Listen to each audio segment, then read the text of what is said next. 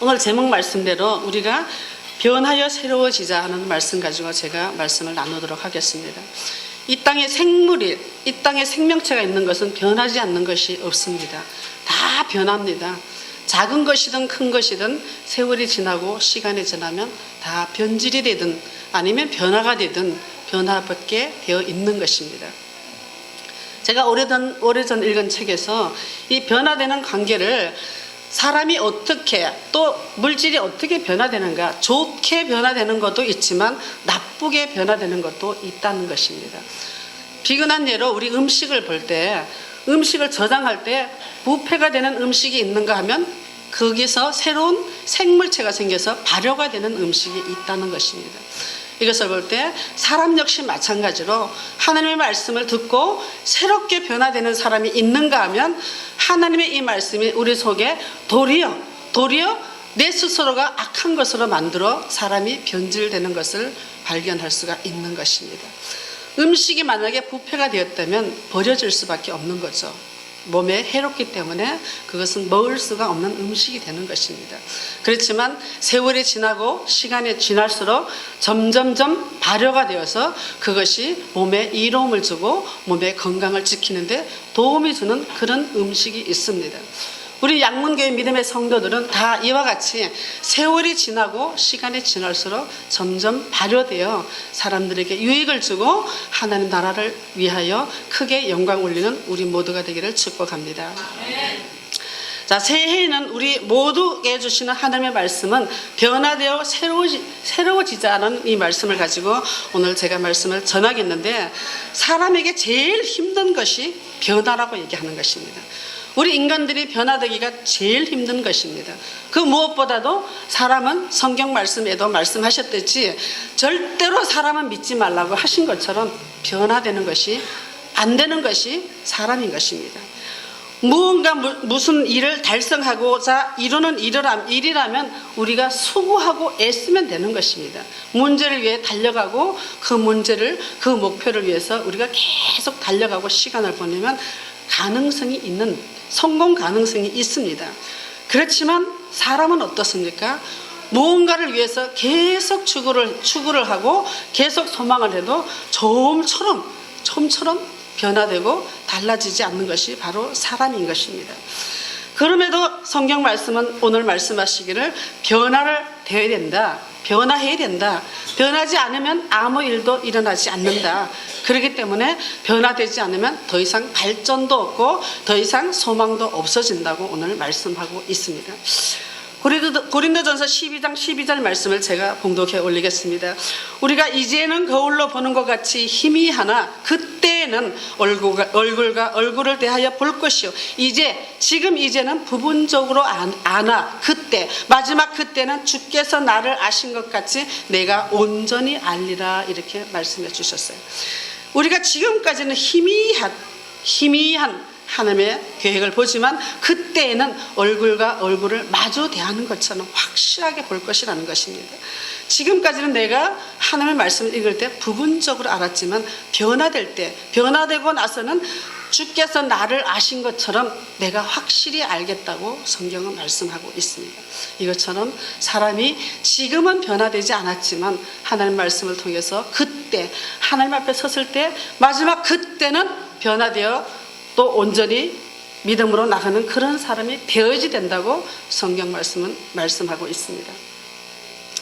이 새 중에서, 조류새 중에서 가장 장수하는 새가 솔개라고 이렇게 얘기합니다. 솔개라는 새가 있습니다. 이 솔개라는 새는 70년 동안 오랜 기간 장수를 누리는 새입니다. 이 새 역시도 변화되고 새로워지지 않으면 70년 동안 누릴 수가 없다는 것이에요. 이 솔개라는 새는 40년이 지났을 때 이제 솔개가 판단해야 될 때가 온 것입니다. 내가 변화되어 살 것인가, 아니면 이대로 나는 죽을 것인가, 이 두 가지 중에 하나를 선택하라는 것입니다. 그게 무슨 얘기냐면 이 솔개가 이제 40년 동안 자기 몸을 다 사용하면요, 부리가 이제 닳아지고 또 발톱이 닳아지고 날개도 힘이 없어지고 이렇게 된다고 합니다.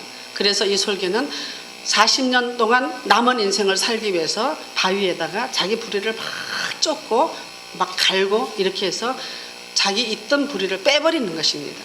그럴 때 새 부리가 나타나게 되는 거겠죠. 근데 그 새 부리로 또다시 자기 갖고 있던 발톱을 하나씩 다 뽑아내는 것입니다. 그 진통 과정을 겪으면서도 40년 동안 살 것을 생각해서 이 솔개는 그 일을 다 하고 있습니다.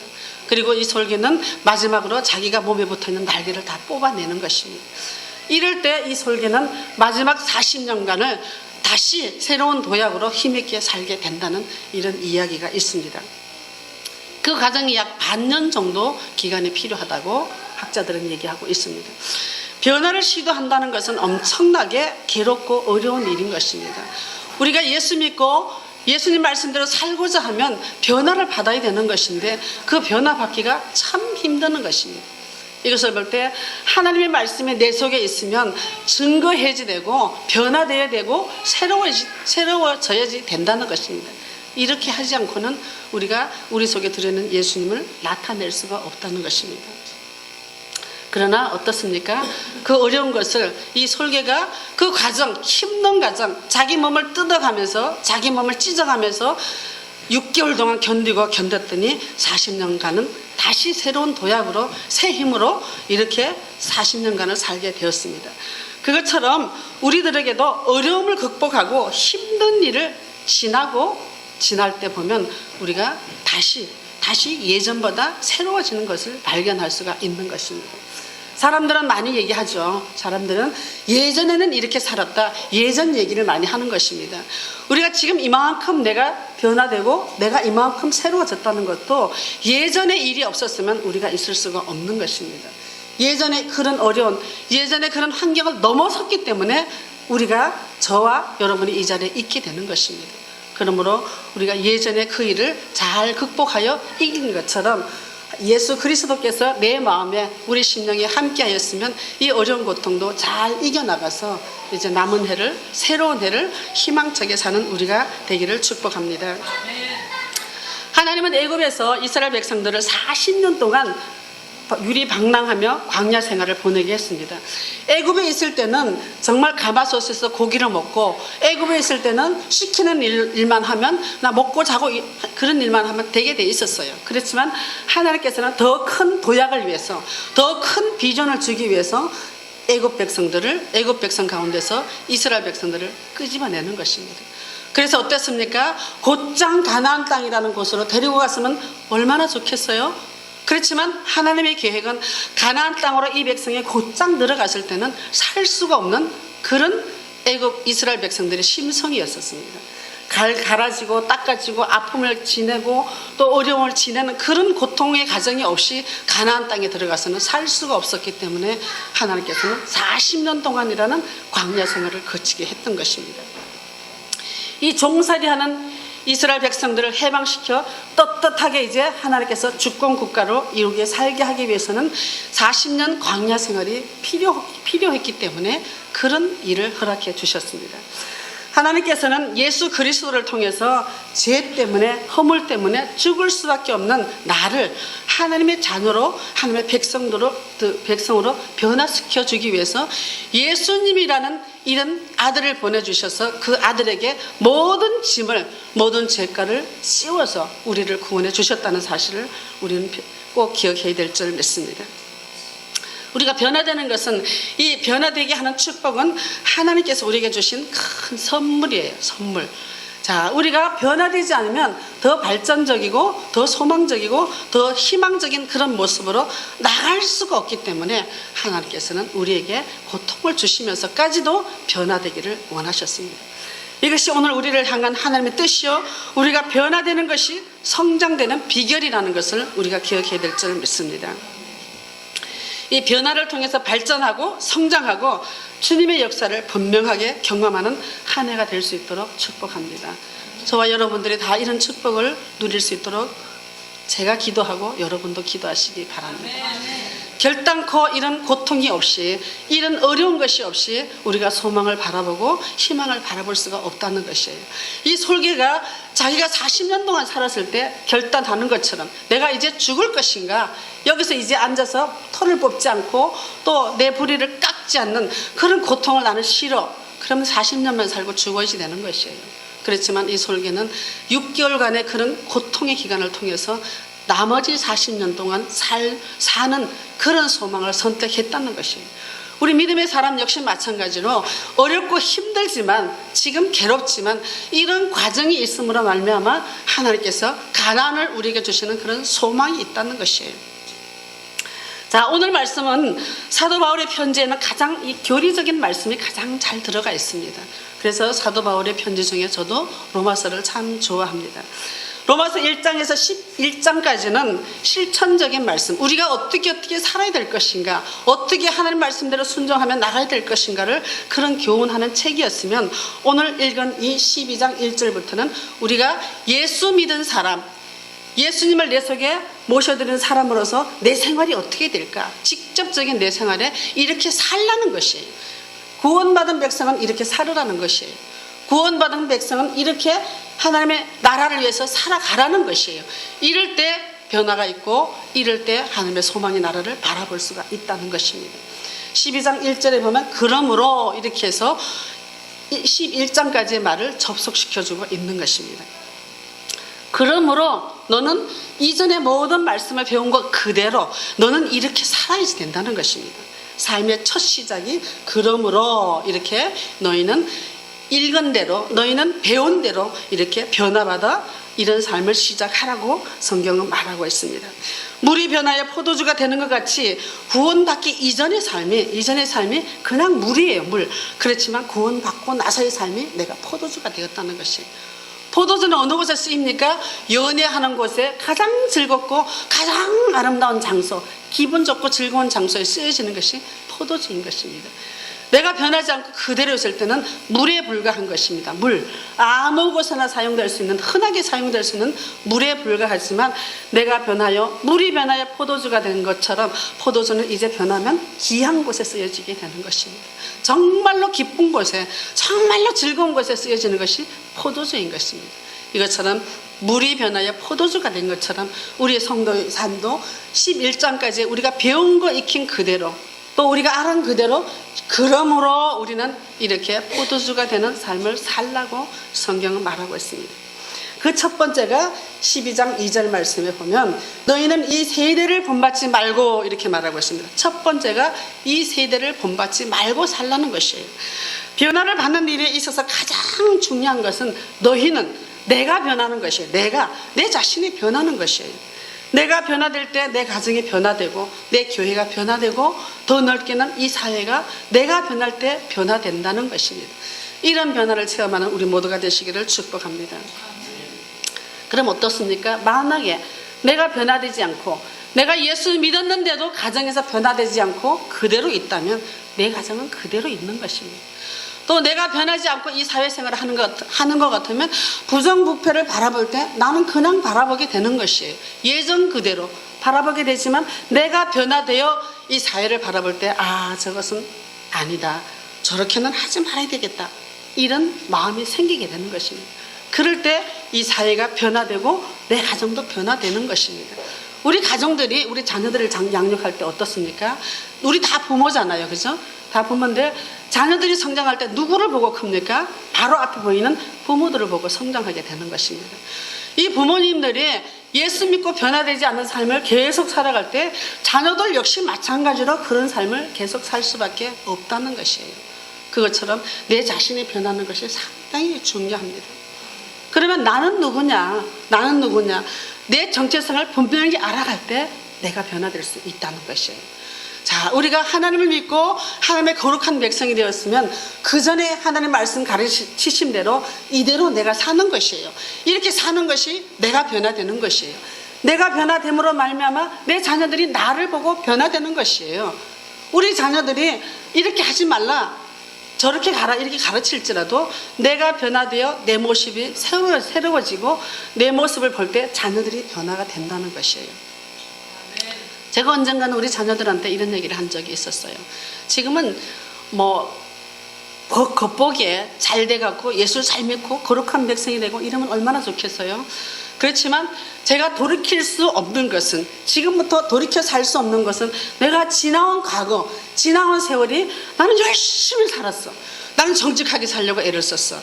그렇기 때문에 내가 이 땅에서 다시 돌이켜 살려고 한다면 지나온 내 살아온 과거가 나는 아까웠어도 나는 그 길로 가지 않을 거야.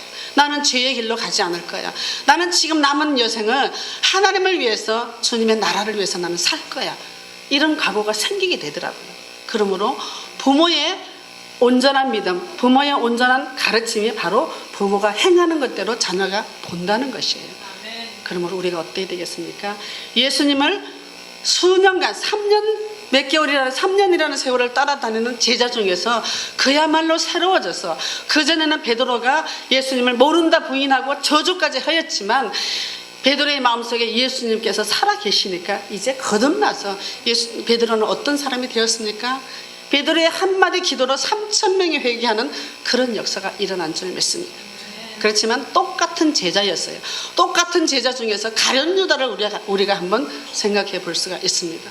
가룟 유다 마찬가지로 똑같이 그 많은 제자들과 같이 다녔었습니다. 그래도 변화되지 않으니까, 새로워지지 않으니까 이 가룟 유다는 큰 죄를 범하고 급기야는 예수님을 파는 그런 큰 죄를 범하게 된 것을 볼 수가 있습니다.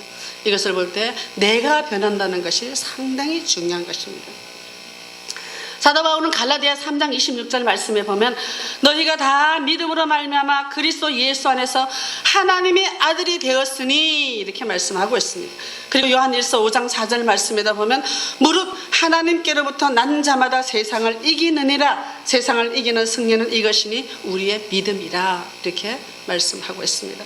우리는 어떤 존재인가? 우리는 하나님의 아들이라는 것입니다. 우리는 어떤 존재일까? 다 하나님께로부터 난 자라 이렇게 말씀하고 있는 것입니다. 이사야 43장 1절 2절 말씀에 보면 야곱아 너를 창조하신 여호와께서 이제 말씀하시느니라, 이스라엘아 너를 지으신 이가 말씀하시느니라. 너는 두려워하지 말라. 내가 너를 구속하였고 내가 너를 지명하여 불렀나니 너는 내 것이라. 내가 물 가운데 지날 때 내가 함께 할 것이며 강을 건널 때 강의 물이 너를 침몰하지 못하게 할 것이며 내가 불 가운데 지날 때라도 너도 타지도 않고 불꽃이 너를 근처에 가지도 않게 사르지도 않게 할 것이라고 이렇게 말씀해 주셨습니다. 나는 누구입니까? 나는 오늘 말씀대로 마귀의 자녀가 아니라 하나님의 아들로, 하나님께서 우리에게 난 자라고 이렇게 말씀한 것처럼 너는 하나님의 자녀가 되었습니다. 우리 정체성이 분명한 거 아니겠습니까? 내가 하나님의 은혜로 구속받았고 나를 지명하여 불러내어 하나님의 백성을 삼아주셨다는 것이, 나는 하나님의 백성이에요. 그러므로 우리는 이 새해 변화되는 우리 모두가 되기를 축복합니다. 우리들에게 하나님께서 주신 축복은 나를 눈동자같이 보호하시고 나를 가는 곳곳마다 함께 하시고 인도해 주신다, 이렇게 말씀해 주셨습니다. 이것은 어떤 사람이 누릴 수 있습니까? 거듭난 자, 하나님의 성령이 내 속에 있어 변화된 자만이 누릴 수 있다는 것입니다. 이런 자녀에 대한 확고한 정체성을 가질 때 우리의 과거의 삶을 다시 돌아갈 수가 있겠습니까? 반복할 수 있겠습니까? 할 수가 없죠. 지나온 과거의 생활이 내가 배운 대로 이대로 살았다면 지나온 과거의 생활이 내가 아까워서도 그 길로 돌아갈 수가 없다는 것이에요. 그것처럼 우리가 날마다 하나님 말씀 안에서 새로워지고 변화될 때 하나님께서는 눈동자같이 나를 지켜주시고 머리카락 하나까지도 나를 상하지 않게 하나님께서 지켜주시는 축복이 우리를 기다리는 줄 믿습니다. 그러면 우리가 세상을 본받지 않아야 된다. 어떻게 변해야 될까? 어떻게 변해야 될까? 우리 2절 말씀 한번 다시 한번 읽어볼까요? 시작. 너희는 이 세대를 본받지 말고 오직 마음을 새롭게 함으로 변화를 받아 하나님의 선하시고 기뻐하시고 온전하신 뜻이 무엇인지 분별하게. 자, 두 번째는 내 자신이 변화되고 또 변화되기를 원해야 되고 그런 삶을 살아가야 되면 오늘 두 번째 말씀은 마음을 새롭게 하라 이렇게 말씀해 주셨어요. 마음 오직 마음을 새롭게 함으로 변화를 받아. 성도들의 변화에 있어서 가장 중요한 것은 마음을 새롭게 하는 변화인 것입니다. 어떤 것도 내 스스로 할 수 없는 그 마음을 변화시킬 수 있는 것은 하나님밖에 없는 것입니다. 내 마음이 변화돼야지만 내 행동으로 나타나고 내 삶 가운데 변화된 삶이 나타나게 되는 것입니다. 이 마음이라는 것은 우리 속에 들어있는 중심이고 성품이라는 것입니다. 사람은 마음을 어디에 두느냐에 따라서 행동의 진실이 달라질 수가 있는 것입니다. 몸은 와 있지만 마음이 딴 곳에 있으면 우리가 봐도 이렇게 저 사람은 다른 생각을 하고 있구나, 저 사람은 다른 마음을 품고 있구나 금방 알 수가 있는 것입니다. 우리가 겉으로 보여지는 몸이 중요한 것이 아니라 마음이 중요하다는 것을 오늘 성경은 말할 수가 있습니다. 우리가 비록 이 자리에 예배는 참석하고 있어요. 예배는 참석하고 있지만 마음은 딴 곳에 있어요. 자, 우리 예배에 대해서 한번 잠깐만 제가 정리를 해보겠습니다. 우리 예배가 오늘 말씀에도 너희 몸을 산제사로 드리라 이렇게 말씀하셨죠. 1절에. 자, 우리 산제사가 무엇일까요? 우리 행실이, 죽은 행실은 제약된 행실이지만 살아있는 행실은 내 마음속에 예수의 영이 함께하고 예수 그리스도가 내 마음을 지배하고 또 예수님께 감사해서 예배 드리는 것이 산제물이에요. 산제물. 자, 하나님께 나올 때는 제물을 드리는데 구약 레위기에서에 보면 이런 말씀이 있습니다. 제물을 드릴 때는 닭을 떠서 가루를 내서 이렇게 드리는 것이에요. 우리가 하나님 앞에 예배 드릴 때는 닭을 떠서 가루를 내서 드리는 것이 무슨 의미일까? 각을 떴다 이러면 우리 큰 돼지를 한 마리를 각을 착착착 뜨면 형체가 없어지잖아요. 이게 돼지고기인지 뭐 갖다 놓으면 물론 잘 아는 사람도 있겠지만 저는 무슨 고기인지를 모르겠더라고요. 아무 고기라도 각을 떠서 뭐 이게 무슨 고기야 이러면 눈으로 봐서는 모르는 것이에요. 그리고 또 우리가 열매를 땄어요. 열매를 따서 열매 자체를 볼 때는 무슨 열매인지 알 수가 있어요. 그렇지만 그걸 가루를 내서 가는 것이에요. 갈아보면 이게 무슨 열매인지 맛을 보지 않는 이상에는 모르는 것이에요. 자, 우리 예물이 이런 예물이 되어야 되겠다는 것이에요. 우리 자신이 하나님 앞에 나와 있지만 나는 없어지고 오직 하나님께 드려지는 예물, 예배, 이것이 산지사요 살아있는 예물인 줄 믿습니다. 열매가 갈아져서 내가 없어지고 오로지 열매가 갈아지면 향내가 나겠죠. 그렇죠? 내가 갈아지면 갈아질수록, 내가 쪼개지면 쪼개질수록, 내가 시험을 받아 예수 그리스도 이름으로 시험을 받을 때마다 내 몸을 통해서 예수님만 나타나는 것이에요. 예수님만, 예수 냄새만 나야지 되는 것이에요. 이것이 정말 예배요, 하나님께서 기뻐 받으시는 예배라는 것을 우리가 꼭 기억해야 될 줄 믿습니다. 자, 예수님께서는 우리의 몸과 함께 마음이 변화되도록 예수님은 말씀해 주셨습니다.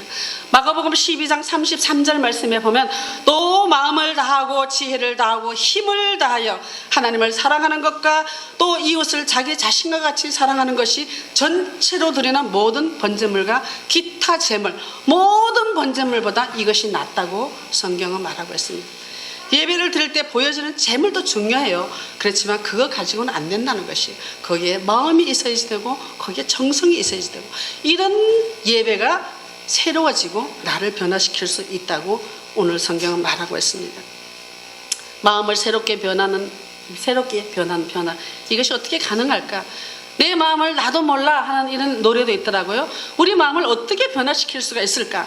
에스겔 선지자는 이렇게 말하고 있습니다. 에스겔서 36장 26절 말씀에 보면 또 새 영을 너희 속에 두고 내 마음을 너에게 주되 너희 육신에서 굳은 마음을 제거하고 부드러운 마음을 줄 것이며 또 내 영을 너희 속에 두어 너희로 내 율례를 행하게 하리니 너희가 내 규례를 지켜 행할지라. 아멘. 이 말씀의 뜻은 우리가 율례를 지키고 행하는 것, 내 마음을 새롭게 하는 것, 이것은 하나님께서 주는 새 영이라 이렇게 말씀하셨어요.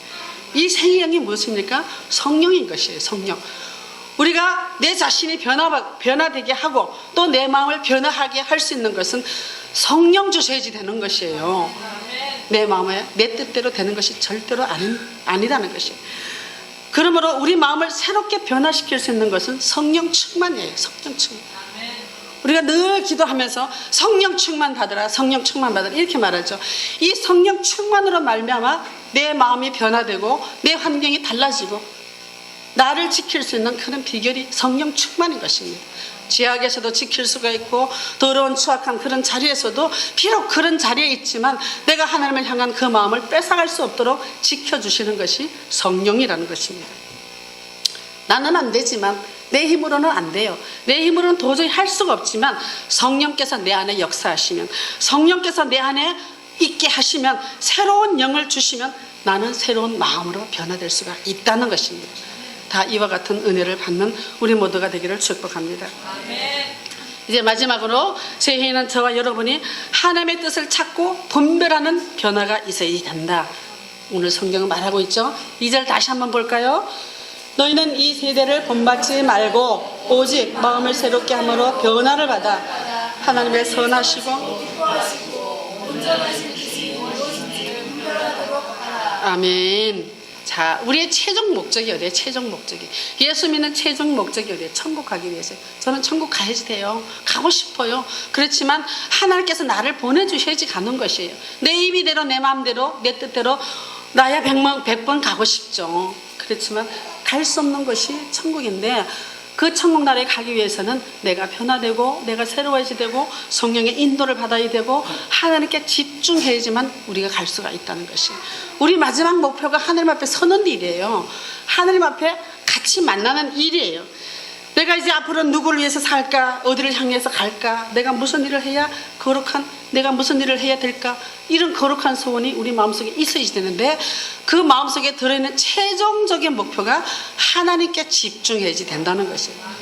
오늘 하나님의 선하시고 기뻐하시고 온전한 뜻이 무엇인지 분별하도록 하라, 이렇게 말하고 있습니다. 요한복음 누가복음 13장에 보면 이런 이야기가 있습니다. 무화과 나무의 비교에 대해서 나옵니다. 좋은 포도원에 좋은 나무를 심었습니다. 그랬을 때 이 가원지기는 얼마나 기뻤겠어요? 내가 열심히 해서 이 포도나무를 키워야지. 가원지기가 정말 수고를 했었어요. 그런데 이 나무가 어떻게 된 건지 3년 동안 열매가 없는 거예요. 열매가. 그랬을 때 주인이 딱 볼 때, 열매 없는 나무를 볼 때, 내가 한 해 찾고 두 해 찾고 3년 동안 참았는데 어떻게 이 나무는 열매가 없느냐, 이렇게 말하면서 찍어버리라고 이렇게 가수원 주인이 얘기를 했었어요. 예수님께서 얘기를 하셨어요. 그랬더니 이 가원지기가 뭐라고 얘기했었어요? 올 안에 금년만 그대로 두셔서 그래도 내가 열매 맺지 않으면 찍어버리겠다, 이렇게 사정하게 되는 것입니다. 여러분, 열매가 맺지 못하면 찍혀버리는 것이고 버림받는다는 사실을 우리는 알아야 될 줄 믿습니다. 열매 맺는 삶이 얼마나 중요한 것을 잘 보여주고 있는 것입니다. 우리 앞으로의 새해는, 앞으로 남은 기간, 우리 남은 인생 중에서는 열매 맺는 신앙인이 되어야 될 줄 믿습니다. 내 뜻대로, 내 생각대로, 내 마음대로, 내 목적을 위해서, 내 편안함과 내 즐거움, 내 행복을 위해서 이제는 살아가면 안 된다는 것이에요. 가장 최종적인 목적을 하나님께 둬야지 된다고 성경을 말하고 있습니다. 하나님의 뜻을 이루어드리고 하나님이 원하시는 열매를 맺어드려야지 된다는 것이에요. 우리가 열매 맺는 것이 크게 어려운 것이 아니에요. 열매 맺는 것이 뭐 교회에 나와서 일을 해야 되고 뭐 교회에서 헌신해야 되고 목숨 버려 충성해, 이거 다 중요하지만 열매 맺는 것은 예수 그리스도라는 나무에 붙어있기만 하면 열매를 맺는다고 성경은 말하고 있는 것이에요. 얼마나 쉽습니까? 쉽죠. 예수 믿기가 쉽습니다. 그것처럼 누가 뭐래도, 세상 풍조가 아무리 밀려온다 그래도 내 자신을 지키고 내 마음을 지키면 이런 열매를 맺어갈 수가 있다는 것이에요. 그러므로 우리는 이 세상을 따르지 않는 믿음의 변화를 받아야 될 줄 믿습니다. 내가 누구인가? 나는 주님 안에 어떤 사람인가? 내가 어떤 정체성을 가지고 내가 구별된 삶을 살아야지 될까? 이것을 생각해야 될 줄 믿습니다. 그리고 두 번째는 내 마음을 새롭게 변화해야 된다. 오늘 말씀을 통해서 교훈해주고 있습니다. 마음을 변하게 하는 것은 하나님의 영이라고 오늘 말씀했습니다. 우리가 늘 기도해야 될 것은 성령 충만, 성령의 인도하심, 성령의 내주하심을 우리가 늘 간절히 기도하고 구해야 될 줄 믿습니다. 이것을 볼 때, 이런 마음을 가질 때 하나님께서는 우리에게 눈을 열어주시고 하나님의 뜻을 분별하고 하나님의 뜻을 쫓아갈 수 있는 지혜를 주신다고 말씀해 주셨습니다. 새해는 나의 정체성을 확실히 알았으니 이제는 변화받는 믿음으로 결단해야 될 때고, 우리는 이 세대를 본받지 말고 하나님의 말씀을 따라 순종하며 우리 마음을 더 새롭게 하는 우리 모두가 되기를 축복합니다. 사도 바울 말씀에 갈라디아서 1장 10절 말씀에는 보면, 이제 내가 사람들에게 좋게 하랴, 하나님께 좋게 하랴, 사람들에게 기쁨을 구하랴. 내가 지금까지 사람들의 기쁨을 구하였다면 내가 그리스도의 종이 아니니라, 이렇게 말씀하고 있습니다. 이것을 볼 때 이 사도 바울의 말씀만 사도 바울에게 주는 말씀이겠어요? 이 말씀이 우리들에게도 줬다는 것이에요. 우리가 사람을 기쁘게 하기 위해서 죄를 따라갈 것이 아니라, 또 사람들을 좋게 하기 위해서 내가 하나님을 부인할 것이 아니라, 사람들에게 기쁨을 주기 위해서 내가 하나님께서 원하시는 율례를 행하지 않을 것이 아니라, 이제 하나님께서 주신 그 모든 율례를 우리 마음속으로 행하여 하나님의 말씀대로 따라가며 사는 삶이 변화되는 삶이요, 그 삶이 바로 성공의 땅, 가나안 땅에 갈 수 있는 그런 믿음인 줄 믿습니다. 그러므로 우리 교회, 저도 마찬가지, 교회도 마찬가지, 우리 교회에 사람을 선택해야 될 그런 결정적인 갈림길에 있을 때 우리는 어떻게 되겠습니까? 하나님을 붙잡아야 되는 것이에요. 우리가 기로점에 섰을 때 있잖아요. 이것을 택할까? 저기로 갈까? 정말 기로점에 섰을 때 예수님이라면 어떻게 하셨을까? 성경 말씀에 답이 다 있습니다. 예수님이라면 어떻게 하셨을까? 그러므로 그런 기로점에 섰을 때 우리는 하나님을 택해야지 되는 것입니다. 그리고 우리 교회가 하나님의 기쁨이 되도록 늘 우리는 성령에 임할 수 있는 교회가 될 수 있도록 기도해야 될 줄 믿습니다. 오늘 이 말씀을 통해서 우리 영적 결단을, 이 결단을 통해서 내 자신이 변화되고 또 내 마음을 변화되고 우리 마음을 변화시키는 것은 하나님의 영이므로 성령이 늘 우리와 함께하는 우리 모든 성도가 되어 하나님께서 주신 아름다운 것을 다 누릴 수 있는 복된 성도가 되기를 축복합니다.